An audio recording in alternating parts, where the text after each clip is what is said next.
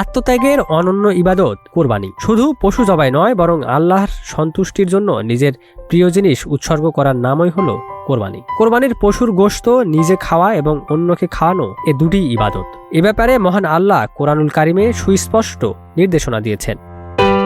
সূরা হজের 28 নম্বর আয়াতে আল্লাহ তাআলা বলেন, তোমরা তা থেকে আহার করো এবং দুস্থ ও অভাবগ্রস্তকে আহার করাও। এ আয়াতে গৃহপালিত চতুষ্পদ জন্তু বলতে উট, গরু, ছাগল ও ভেড়াকে বোঝানো হয়েছে। আর বিদিত দিন বলতে বোঝানো হয়েছে কোরবানির নির্ধারিত দিনসমূহ, অর্থাৎ 10 জিলহজ থেকে 13 জিলহজ পর্যন্ত এই সময়কে।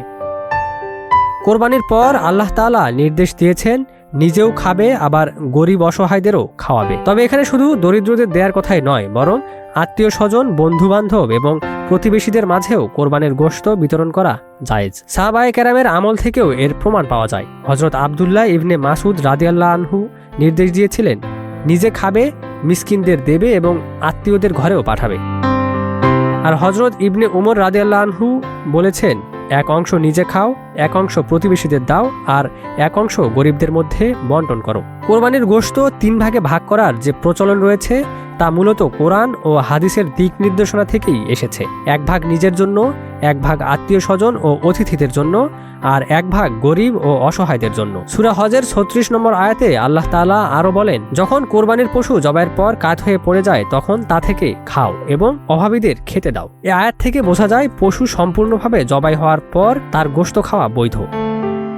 রাসূলুল্লাহ সাল্লাল্লাহু আলাইহি ওয়াসাল্লাম বলেছেন, জীবিত পশুর শরীর থেকে কেটে নেওয়া গোশত মৃতের ন্যায় হারাম।